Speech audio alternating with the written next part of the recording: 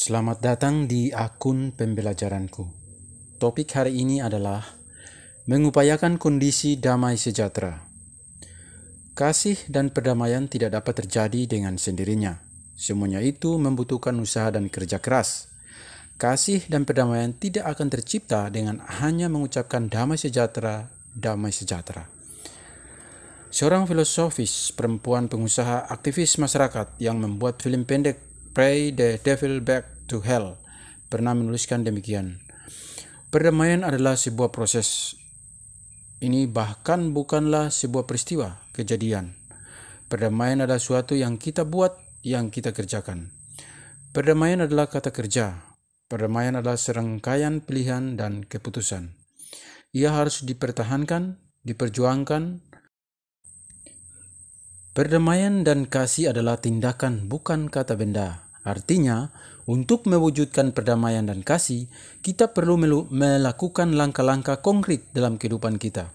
Seluruh perbuatan dan gaya hidup kita mestilah mencerminkan perdamaian dan kasih, sehingga keduanya yang dapat terwujud dalam masyarakat kita di bumi kita.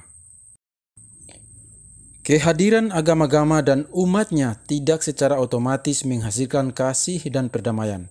Manusia perlu berusaha dengan sungguh-sungguh.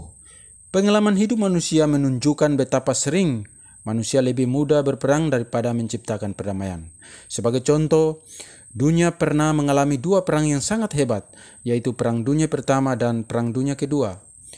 Setelah dunia diluluh lantahkan oleh kedua perang tersebut, negara-negara di dunia membentuk Liga Bangsa-Bangsa, yang kemudian digantikan oleh Perserikatan Bangsa-Bangsa yang dibentuk pada 26 Juni 1945 dan piagamnya ditentangkan oleh San Francisco, Amerika Serikat. Hal ini menunjukkan bahwa setiap orang dan setiap kelompok masyarakat merindukan perdamaian. Mengapa demikian? Karena manusia sadar bahwa perang hanya menghasilkan kehancuran dan malapetaka.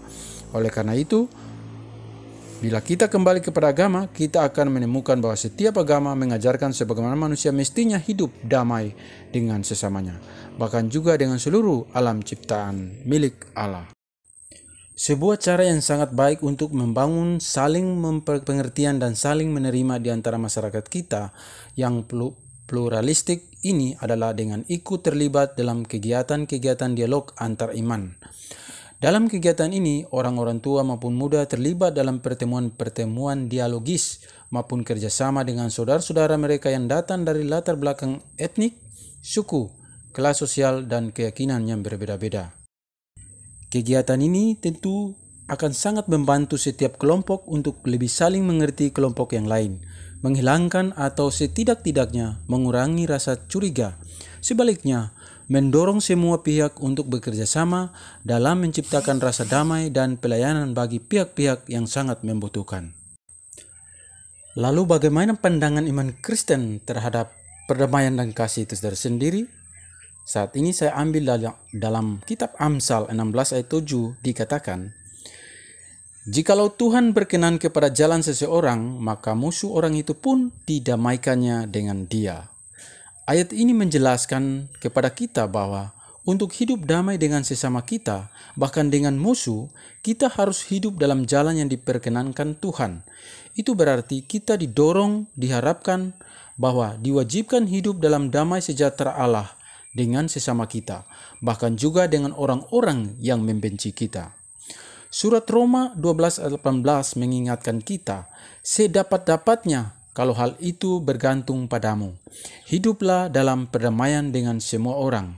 Surat ini ditulis kepada jemaat Kristen di kota Roma. Mereka hidup sebagai kelompok minoritas di tengah-tengah mayoritas yang tidak mengenal Kristus dan bahkan memusuhinya. Kepada jemaat ini, Rasul Paulus menasihati agar mereka berusaha sedapat mungkin untuk hidup dalam perdamaian dengan orang lain. Mereka tidak perlu takut dan khawatir akan status mereka sebagai kelompok minoritas, melainkan berusaha secara aktif membangun jembatan penghubung antara mereka dengan orang lain, sehingga terciptalah saling pengertian dan keharmonisan di dalam masyarakat. Ayat Ayat lain yang mendukung hal tersebut adalah Roma 12 ayat 20. Lebih jauh berkata demikian, "Tetapi jika seterumu lapar, berilah dia makan. Jika ia haus, berilah dia minum. Dengan berbuat demikian, kamu menumpukan bara api di atas kepalanya." Dari ayat ini kita belajar bahwa usaha menghadirkan damai sejahtera harus dimulai dari diri kita sendiri, dengan mengusahakan perdamaian, dengan memberikan makan dan minum bagi mereka yang membutuhkan, bahkan bagi orang-orang yang membenci kita sekalipun. Kita akan mampu menciptakan hidup yang damai. Sebagai umat Kristen, terutama kita yang ada di Indonesia, kita semua terpanggil untuk menghadirkan damai sejahtera Allah. Damai sejahtera tidak bisa dihadirkan hanya dengan berdoa saja, melainkan melalui tindakan-tindakan konkret. Tindakan-tindakan yang dapat dilakukan diantaranya adalah dengan memberdayakan anggota kelompoknya, baik di keluarga, di lingkungan masyarakat, dan masyarakat pada umumnya. Selain itu, kita juga harus membangun kerjasama dengan umat agama lain, dengan komitmen membangun sebuah komunitas yang terbuka untuk semua orang. Orang muda Kristen perlu mengembangkan kepemimpinan Kristen yang sedia berkorban demi orang lain sesuai dengan keteladanan Kristus. Sekian dan terima kasih.